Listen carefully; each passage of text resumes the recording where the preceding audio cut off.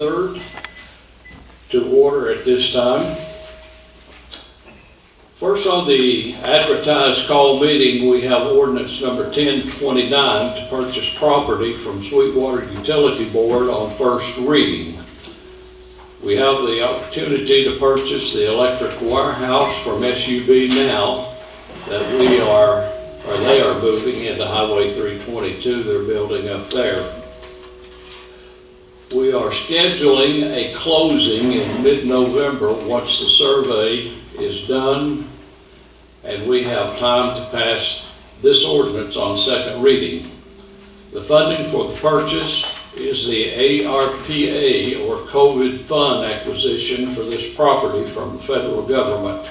It was allocated last winter. We have the full price for both properties allocated in the budget in Fund 311 for capital projects. We all have talked about this, we've discussed it, we've been looking forward to it now for over a year and a half, and I think it's something that will be beneficial not only in the near future, but in the future to come. So, is there a motion to approve? Move to approve ordinance 1029 to acquire certain real property from Sweetwater Utility Board. Second. Any discussion? All right, roll call vote. Just a second. We'll go over that later, I promise. The question that I had, I didn't want to leave you hanging, but I wanted to ask my question. Turn your microphone on there. It is on. Yeah. Talk about it.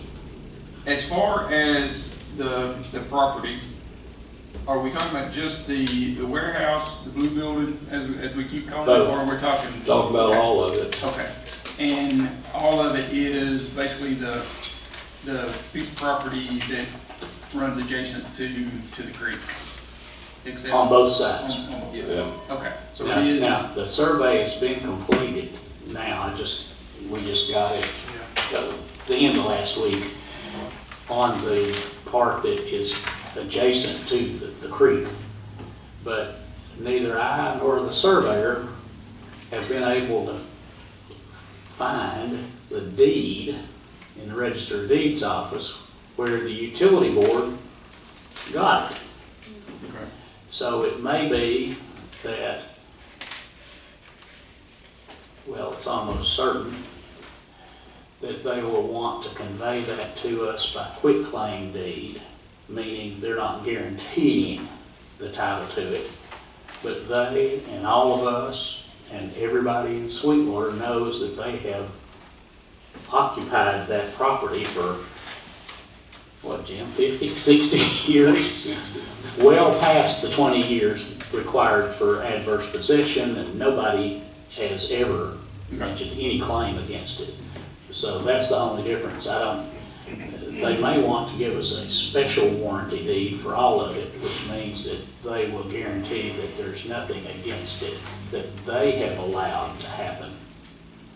But they're not guaranteeing the title from the Sweetwater Housing Authority. In fact, one of those properties before they owned it was owned for a time by the city of Sweetwater. And so it's just going back and forth. So I don't think there's any problem with the title, and it is the title to all of both pieces of property. Okay, I just wanted to clarify. I thought it was, but I just wanted to ask to clarify. Thank you. Okay, we've got a motion second. Any more discussion? Roll call vote. Commissioner Hughes. Commissioner Mosier. Aye. Commissioner Richardson. Aye. Commissioner Jinks. Aye. Commissioner Stutz. Pass. Okay, motion carries. We do not have any request filled or filed in for the public comment period. We move on into the workshop first. Commissioner Jinks has requested time on the agenda for a review of the downtown project. Commissioner Jinks. Thank you. I'm gonna move this board over here so y'all can see it. The first first picture you see is just an update on the street signs, the stop signs that we've done. Everything with the black Sharpie has been updated. Also, just to update you, street signs are back ordered. So once we get more street signs in, more of them will be going up. Wait just a minute. Where's that little microphone? Oh, sorry. I can't hear her. But if you lay out And I there, know the people in the back. We've got a little microphone supposed to be hooked up. Is that better? is it on? Now? Yeah. Better? Yeah. Okay, so this is just the update on the stop signs and everything that has the black Sharpie. I know it's not the best, we couldn't really find a color that stood out. Our roads that have already been updated. We did have 30 reflective stop signs that we needed that we were not able to get. They are back ordered. So we did go through and raise those ones because we figured we still needed the height even if we didn't have the reflective. Once they come in, those will be changed. We ordered another 100 stop signs, 22 of those are coming, and the rest of those are back ordered. So this is where we are as of right now, but as soon as we get more stop signs, this will be updated. So just for clarification, Joanna, from the appearance, it looks like off of Highway 11 going into the older part of the city, we're 5 to 6 blocks deep, and all of those streets have been. Yes, from Replace. what I've been told, Justin started the project and tried to do it in like a grid-like formation so that we're just doing one grid and the next grid and the next grid. And that is the grid that has been done so far. Okay. Then we And it had looks some like- issues over here with stop signs just being too short and people actually calling in and saying something about it. So we did go over to this section over by Kinslow Circle and take care of the stop signs here.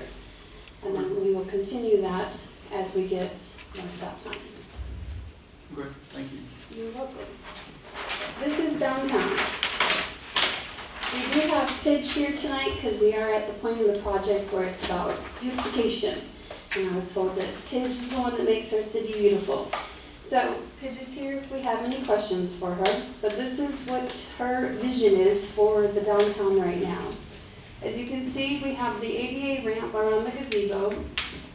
Hope you can hear me. We're keeping the flags in the circle formation so it keeps the circle of Circle Park. She's putting in 2 different trees here. There will be tulip, most likely a yellow and a pink tulip tree, and a dogwood here. She would like to add a row of bushes to the sides of the railroad car just to add a little bit more ambiance back there. The rest is going to be put to sod.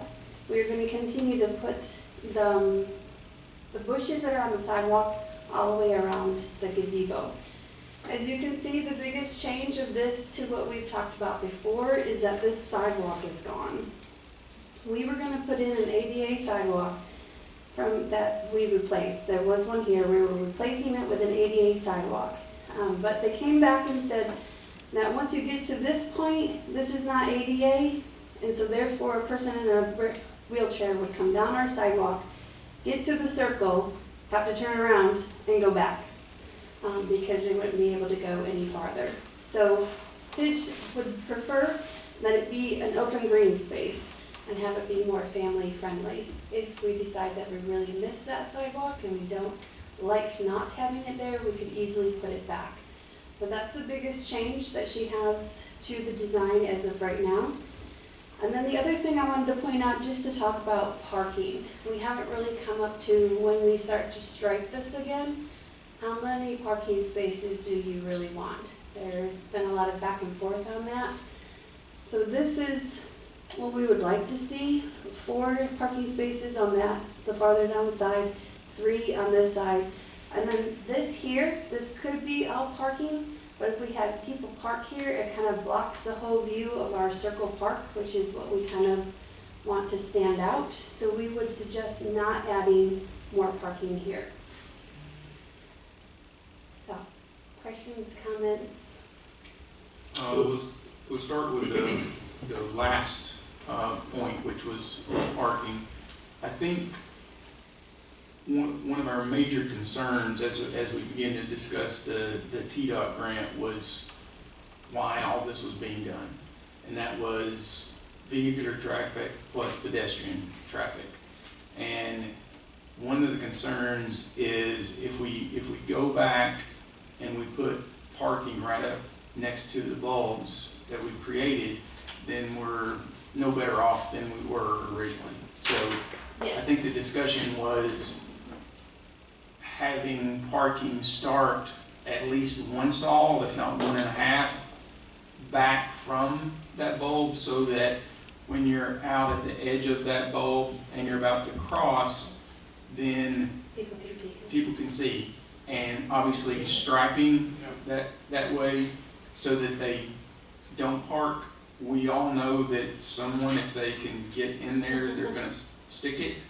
But at least we made the attempt to stop with striping, covering up that crossing. I'm gonna pause for additional comment. Is that a consensus of concern? Yes, that's what we talked about before, was, leaving the spot before the bulb out, the crosswalk, the spot after. And each time, that way it is clear for more visibility. There were 10 or 11 parking spaces to begin with. Okay. We are requesting to put back 6, because the parking downtown is very, very limited. Right. People have nowhere to park. And what we did is, on each end, what you're saying, where you pull in the middle to park, there is at least a car and a half length before you start the first cars. So you've got 3 parking spaces right in the middle. So I'm seeing on the drawing up here, we've got across from the lily pad, we've got 3, and then across from the Oddfellows, we have 4. Yes. And that still leaves us enough room. Oh, because it was Sorry. long. Yeah, no, and It leaves us enough room, we have a space empty here, because of this crosswalk here. We'll have a space empty here before this call out for a crosswalk. And then a space here on this side, and a space here as well. So hopefully, it would reduce some of the safety concerns that we have without completely eliminating all of our side street parking. so, guys, have y'all seen It this? sounds like, I think the numbers I was looking at, that sounds like the numbers that we all talking about, 4 and 3, is what I was. I mean, from the plan there, it appears that the crosswalks and the edges and the pullout are free and clear, which I think was some of our concerns. So that, And that there includes as well, when you turn right coming out here. Correct. It clears out that spot right there. It's what It does. Clears it, So- because it's a little bit wider. We weren't exactly sure how you guys wanted to mark no parking. Do you really want it to be yellow striped on the road? Do you want a post and a sign? We're thinking that we will stripe it, but it's just not striped in this picture because I'm not sure exactly what you want. How would you like it? wasn't there a technique that had been discussed as far as striping or signage, or was there something? It was up on Route Street, the no parking. Route, Did the one that's striped straight, not down? yeah, cross parking. Was there a new pattern that someone had seen? They had one at one time, yeah, yeah, it's kind of, it didn't look like this big bold, no parking written out there. Right. There was a stripe pattern to it. In fact, I think it was one of those that was recommended to us. Did that come from the TDOT? I think it did. There was also some things in there saying, like you mentioned, if we stripe it, sometimes people are just gonna pull in there, potentially pull in there anyway because the paint doesn't physically stop them from doing it, so they try to squeeze in. Had seen some things in other cities that they had done structurally, like low planters and things like that, could be moved. It's not like they're permanent, but low concrete planters, instead of just striping it for no parking, just putting these basically barricades that we can move if we wanted to. for plantings and things like that, just to kind of make it look nicer, so you don't have yellow paint everywhere. But also, they can't pull into that area if they're not in there barricaded. But this thing that he's looking for is basically diagonal striping, and it had no parking either written in the striping of it, or it had it written in the center of it.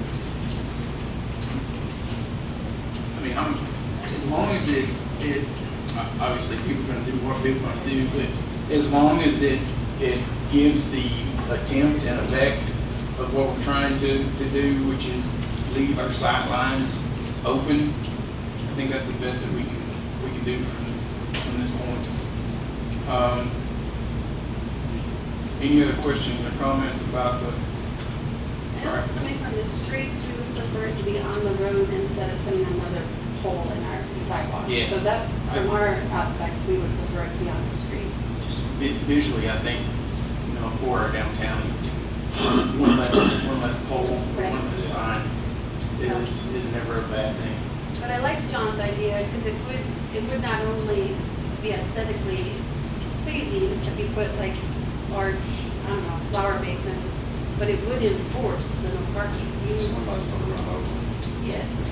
Probably out there, if you get them too tall, when you pull up there, then they can see around those. That's why I say, you got to definitely have to be something that's low. The only thing that I would see is like try the striping and see if people are still trying to park in it, and then we can look at alternatives. And I know that Jessica has reached out to our striking company to see if they could do a striking like that. Sure. Similar. You could do it wide also, but stand out wide as wide as you call it. Whatever you do on these two ends down here, Joanne, you're gonna have to on this long stretch. Whatever you do on these two short sections down here, no parking, you're gonna run right there in front of the gazebo, you're gonna have to do the same thing. Yes, There in front of Circle Park. as long as everybody is okay with us not having parking here. Because I know that there were some concerns, like if our city is growing, the last thing that we want to do is reduce parking. And that's a valid point. It can always be added later. So we're good with no parking here, we'll strike it, no parking. And So if that you- just puts us to losing 4 spots, right? And it's always a possibility that we could make this a loading zone, because I know that the Yes. antique place and stuff, that would probably be signage and stuff, and who knows if people would actually do what the sign says, but we could make this loading and be like, no standing or stopping, it's a loading zone. I think that would make the antique place pretty happy. I've actually, since this has been done, I've seen that twice, is trailers there and things being carried across the street. And then at least it's not constantly full, it should come and go and web a little bit more, so you should be able to see Circle Park better than if it was actually straight parking at the end of the time. So, I'm fixing to switch gears here. The gazebo and the steps, have those already been placed? No, the steps have not been placed. We think that this is the best place for the stairs, because when you would go up and your speaker would stand here and address your crowd this way. Gotcha. From here, you wouldn't really want your speaker to stand in front of the steps, so it would be here or here. And we feel that this over here would make it too congested with what's already going on the sidewalk, so this is the best, sorry. You're good with it. Is there any way to, here, is there any way to move it back where they can see it as well? Sorry.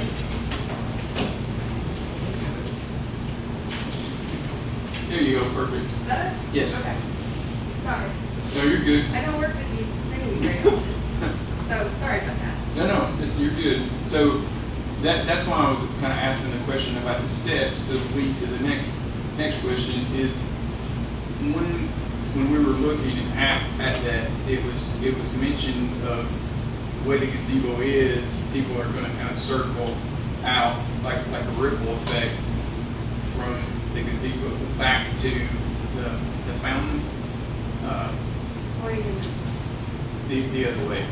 Yeah, so if the steps is there, I understand what you're saying about the speaker, and which leads to the next question. I think I know the answer, but you know me and my questions, just to get it all out there. The flags that will still be in there, will they be a grommet that's basically in the ground that they can be put in and removed, so that when we do have festivals and people are sitting out there back from the stage, that the flag will be in the middle? Is that the option? We can, yeah, That's what, just put it we're right. planning on putting, you know, like cups in the ground, I Yes. guess you say like pieces of pipe that, you know, will recess in the ground and we can actually pick them up, move them to the side and mow the whole area without any extra weed. Gotcha. So it'll be a grommet, Yeah. permanently set in the ground that the flag can be put in and taken out?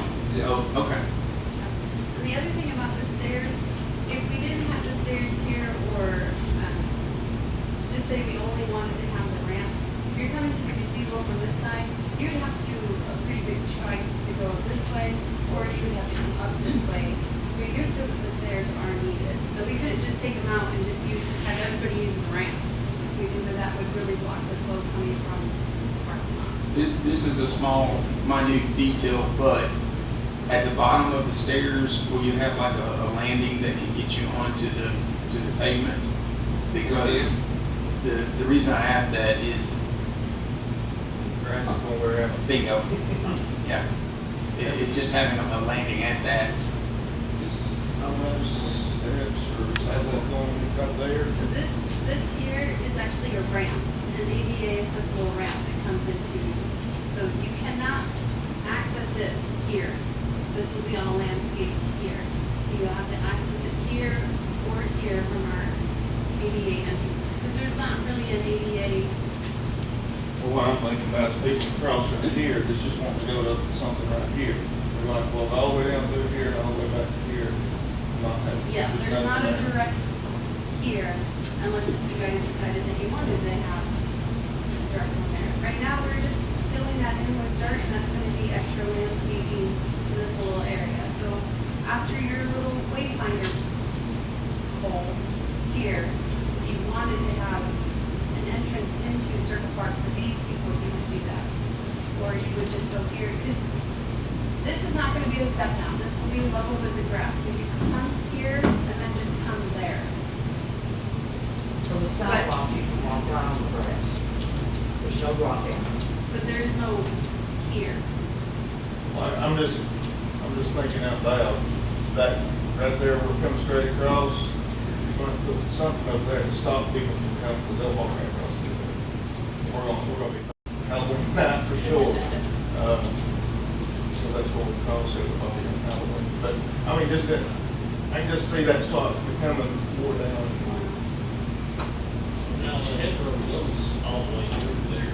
Now, it's just hedges, but that Well, that is gets our rid of that. one attempt right now, it is hedges all the way to that point. Is the grade right there at the crossing at the base of the ramp, would it lend itself to a sidewalk connecting? I can't remember what the grade. Crap, dirt at the ramp, would it allow?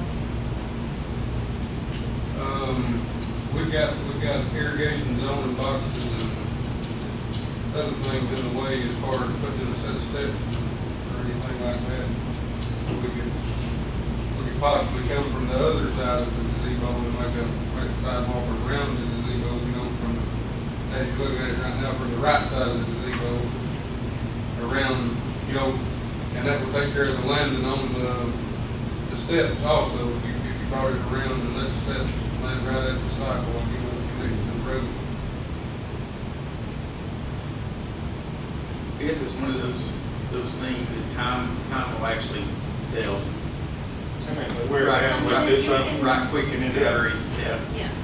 We can always add it or rechange the design if we do see that this is getting used not in the way that we have thought. I know one of the other concerns was, you know, with Halloween coming up. Will you guys have sod down? We're gonna try. we're gonna at least have sod down on the first two sections of, flower bed. And we're gonna try to get some around the edge of the sidewalk in Circle Park at least. But there's no way to get the entire area. We're gonna try. I mean, we're gonna pour the ramp tomorrow, the other section of the sidewalk, the curb Wednesday. We're gonna finish the curb so we can do our backfilling and hopefully have some sod here. We're gonna do just as much as we can before Halloween. I wouldn't take it all off, keep people from getting over there and messing up with things and smooth up. Yeah, I mean, once we put the new sod down, we don't want people walking on it anyway, so. They're gonna have, what, I guess about 19,000 people right through there last year. It's gonna be a Okay. Anything else? Thank you, Commissioner. And we've got November, we've got Veterans Day Parade too coming up.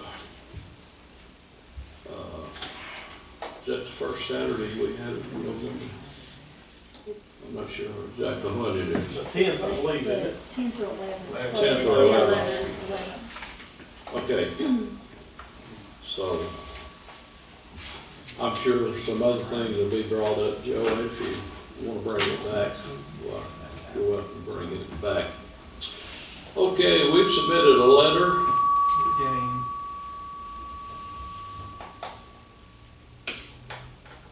We have submitted a letter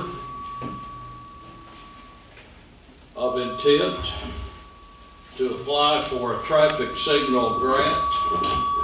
What's that on me? Turn the game down. Okay, we may have it. We've submitted a letter of intent to apply for a traffic signal grant for the North and Main Street lot at the post office. It is still the only one, I think, in town that's on a timer. You think taking it off the timer will benefit? That helped a lot out when we did one on Sterrett Street. It helped a whole lot. Okay. But anyway, why, that has been submitted.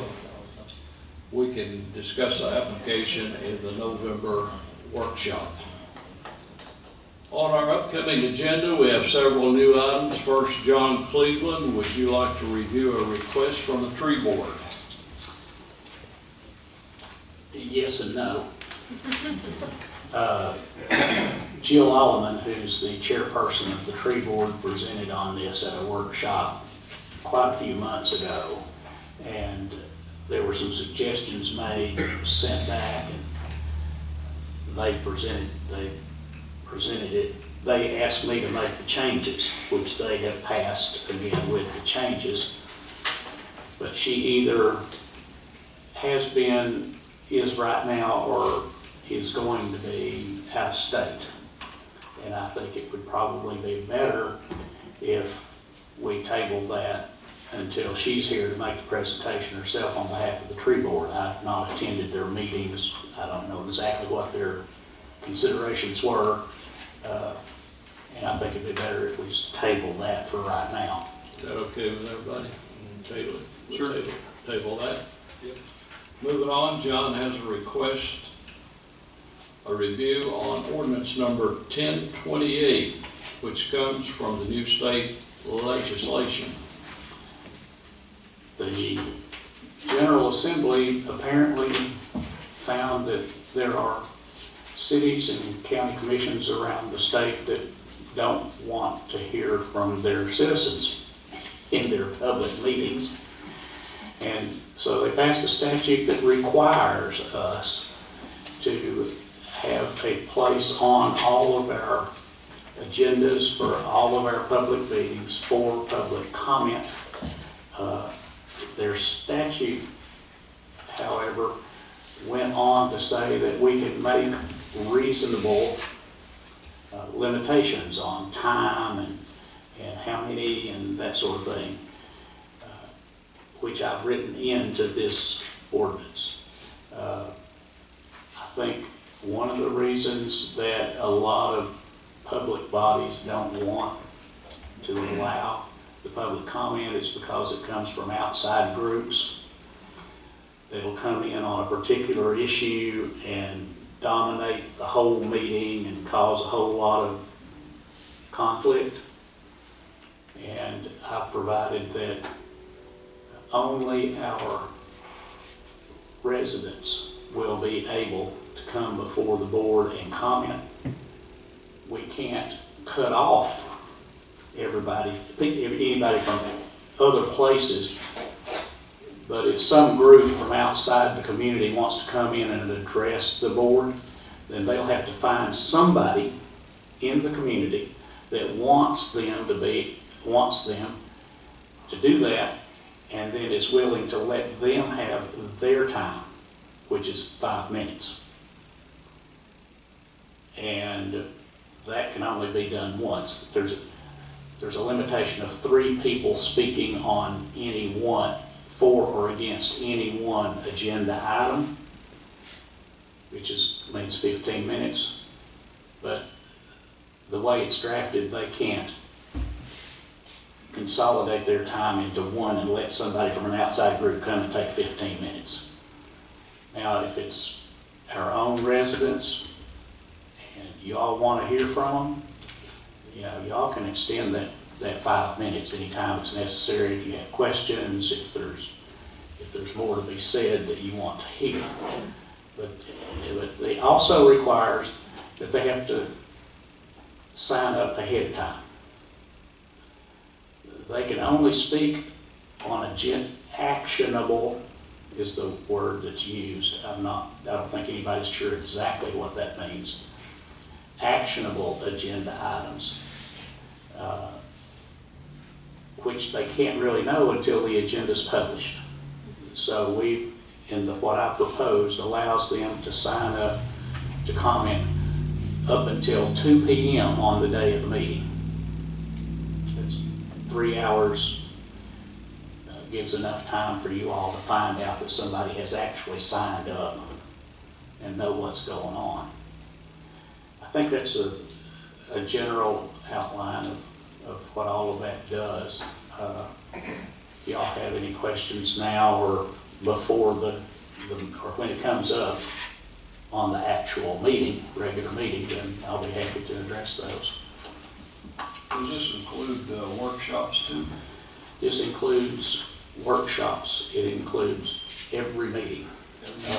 It also includes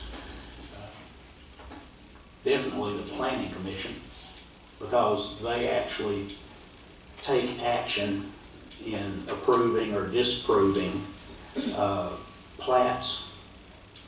That everything they do is not sent to you. They can do that on their own.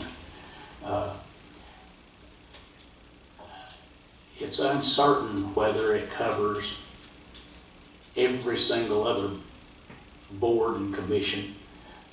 I'm sure it covers the library board. I don't know about others. It probably covers it. I don't know that it covers the tree board, because just like they've done with their resolution suggesting an ordinance change, they don't really take action at a policy level themselves, so it might not include them. This is new. It's new to everybody, so nobody knows exactly who it does cover. Some city attorneys and others around the state are saying it's absolutely every single meeting of every board and committee and everything. And I don't think it's quite that broad, but. Well, we've always given people an opportunity. I mean, it really doesn't change a lot for us, because No, it doesn't. You're right. We've always let them speak if they'll sign up. Right. I think that's the key. Okay. We move right along to, after several encounters on public property, it has caused us concern for the safety of the public, also employees. John has drafted an ordinance to make the way we can ban people from public property more structured and provide an appeals process. elaborate on that, John? This started out back in the summer with problems at the swimming pool, with adolescents, teenagers, and some general rowdiness and some obscene language, just things that, conduct that shouldn't be going on at a public pool, particularly around kids. And it has sort of expanded. There is a person who calls themselves a First Amendment auditor who's been coming to the library with camera and video and causing a lot of disruption without any legitimate reason other than just to demonstrate that he has the right to come and do it. But he's been going well beyond that. He's been disrupting things. He's been taking pictures and video of patrons of the library who have a right to be there and to not be monitored in what they might be looking at or checking out, or even whether they're going there or not. This doesn't address his taking photographs or doing his videography, so we won't run afoul of the First Amendment in that regard. The library board has passed its own guidelines about that. But this does cover everywhere, city parks and everything. The police have had a practice of banning people for a long time. And to the best of my knowledge, there's not really been any statutory or ordinance to back them up. And so this helps provide that to them as well, and gives them a tool before deciding to court or take anybody in to detain somebody. This gives them a tool that they can use before it gets that far, and they can use it to de-escalate and manage the public. That's what it is. I think the numbers changed a little bit as we went along. I think it was 38 or 39 defined conducts or behaviors that can result in banning. If y'all think of any additional ones, or if there's any of them you think that ought to be deleted, then just let me know. And I can take care of that before the meeting when y'all actually start voting. Okay. Thank you, John. Finally, we have John Campbell here on a rezoning ordinance that the Planning Commission has recommended to the council. John? Yeah, you guys have it up there at your desk.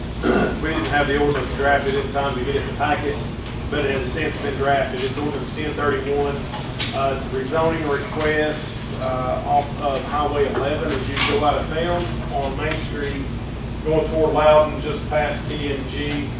Property's on your right, currently zoned R1, low density residential. The owner has requested to rezone that to R3, high density downtown residential district, for the purpose of putting in townhomes. There's 6 lots there. They're approximately 100 feet wide by 200 feet deep. He would like to put 6 duplexes. I said townhomes, I'm sorry. He'd like to put 6 duplexes there to provide 12 livable structures instead of putting 6 single-family homes and only having 6 livable structures. So the Planning Commission did recommend that go before the city board at their last meeting. Posted sign there, you've got a picture of that as well, that it's being considered for rezoning. The property owner did submit a preliminary sketch or drawing of the townhomes. They do look to be nice, brick or stone veneer on the front of those structures. They would look similar to, in the picture you can just see a little bit of 2 existing duplexes just back toward town a little bit there that are brick. So they would look similar to those in nature. Any questions? Good, we'll have that on the agenda for November. Get a report now from our department heads. John? Everything's going good. We got air tax orders from the grant. We've been finishing up our school programs. Worked on radios all day today, so they're doing the same thing tomorrow. You got all those in.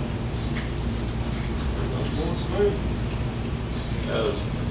Are they a fire ban in effect yet?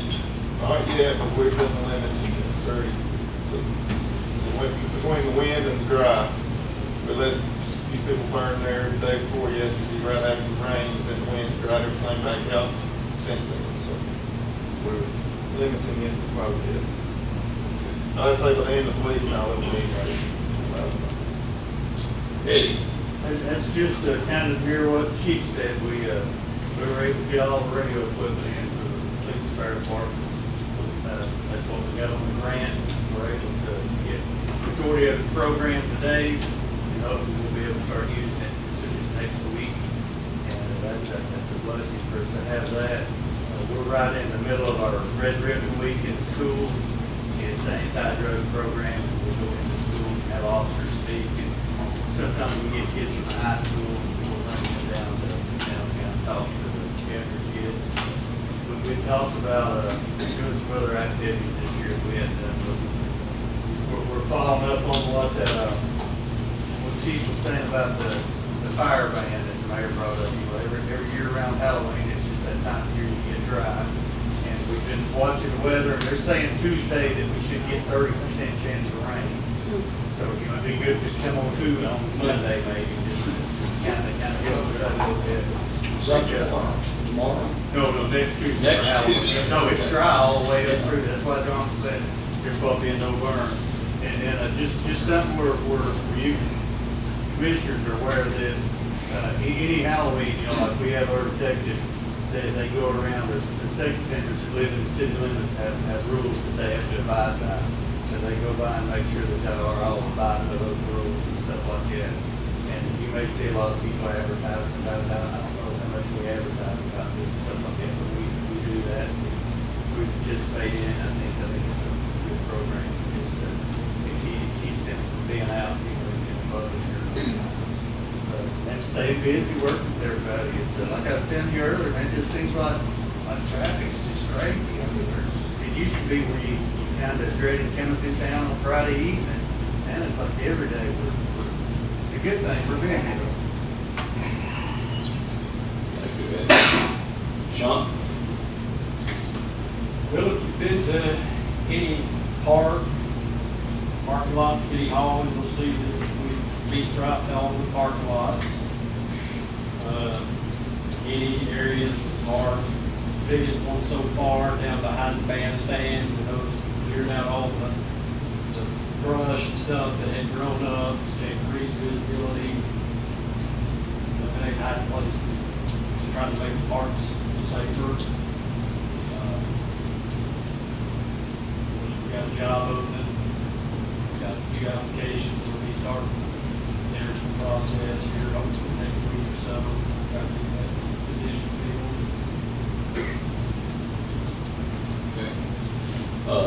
Eddie, going back to you, are we seeing a influx of homeless people in the area, or is it just people seeing them that's never seen them before? No, we're seeing more. Yeah, we're definitely seeing more. It's on the rise. And it's not our, and again, when I say this, it's not our local people that are homeless. I'm sure there's some that are in need, but we've done a little post on Facebook, and I got a couple negative comments back and forth to me over it. I reach out to the people and explain to them. Like down at 322, or excuse me, 68 and 11, right here at this intersection, we have an ordinance that doesn't allow panhandler taking up money at all. Well, we get organizations from other communities that will come in down by the Rural King, and they'll jump out there and take that money real quick. And then when we go there and tell them to leave, they've already got, well, we went to Daniel Johnson, just happened to see them and stopped in to run them off. And when he did, they had 2 pickle jars. And I'm not exaggerating, it was practically full of money. And people were still trying to put money in there. They had pictures of little kids that they were selling money for brain tumors or whatever. And this was just a blatant fraud event from another community or country or area that was coming in and taking money out. But I know that's a little different what you're asking, but yes, sir, we do see it. We see a lot more. And the guys in the parks, they do a wonderful job. Commissioner Hughes does, you know, they let us know what's going on. And that's something that what Mr. Cleveland is, it covers within there too. In a way, you're not allowed to sleep on any city property. Wait.